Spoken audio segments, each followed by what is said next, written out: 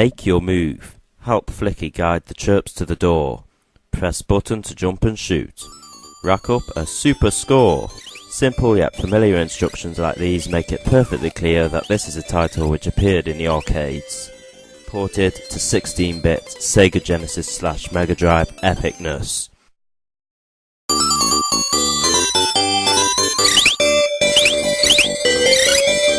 Does this character look familiar to you?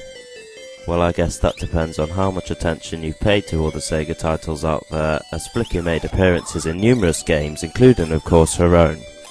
She appeared in the arcade version of Super Monaco GP, but more importantly, she made appearances in several Sonic the Hedgehog titles. Now, Flicky wasn't really that noticeable until Sonic 3 and Knuckles, where Tails had 4 Super Flickies surrounding him.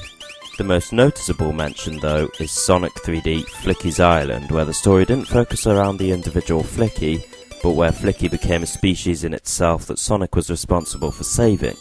And there's a bit of history for you.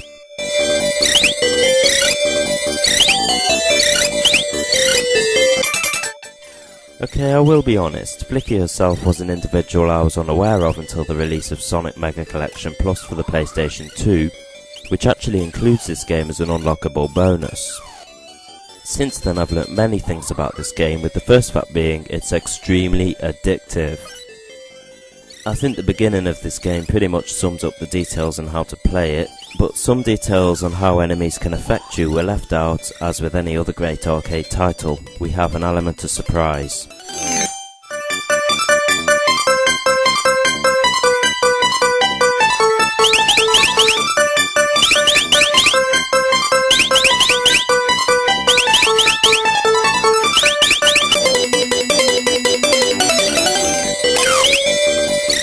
Now, we already know from the title screen that the enemies include tigers and Iggies.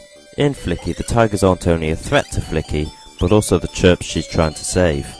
Of course, you want to avoid getting close to the tigers, because if Flicky touches one, she'll die, leaving the chirps to save themselves.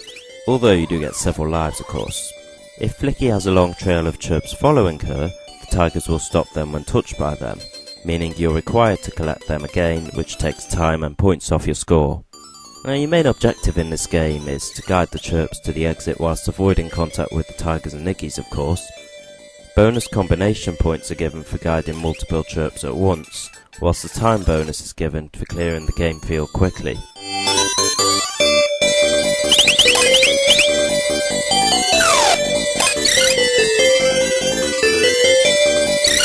Each level in Flicky has a different design in terms of layout and colour scheme, meaning the game does get harder as you progress. There is no end to the level from side to side, as the design is repeated, so the game never really stops and is always centred on Flicky. Top to bottom is a different story and is always static, so we can always see the y-axis, which is useful for a fast-paced game like this because you need to know where you're going. This fact doesn't apply to the bonus levels, which have no harmful enemies in, but you still have to save the chirps being launched in the air by the tigers by collecting them in a net. The bonus levels are good point earners, with an extra 10,000 perfect bonus if you collect all 20.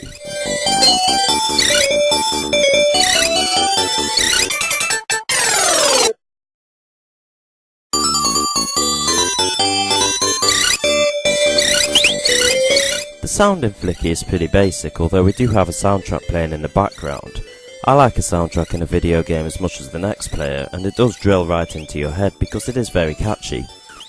On the other hand, it does tend to get annoying after playing the game for a while, but that's probably something which can't be justified since this was originally a title played in the arcades. Gameplay is of course more important than sound. Now let's relate to what I've just said about the arcade. This is a game which, as you probably gathered already, focuses on scoring and competition. This game is fast-paced, so it expects you to be fast-paced with it. And once you lose a life, you come to a sudden halt. Now I must admit, I'm a little bit rusty on this game as I've only just started playing it again. In fact, the last time I actually played it properly was on the PlayStation 3 on the SEGA Mega Drive Ultimate Collection, also known as Sonic's Ultimate Collection in the United States, where a trophy is available for achieving 80,000 points. Now this is a bronze trophy and very easy to get within 2 minutes.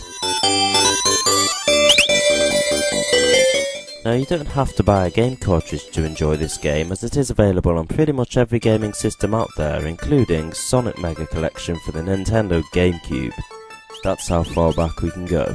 Apart from, of course, the SEGA Genesis or Mega Drive, depending on where you are in the world. I'd certainly put this game on top of the board with Pac-Man and Frogger, because it does have high addiction value.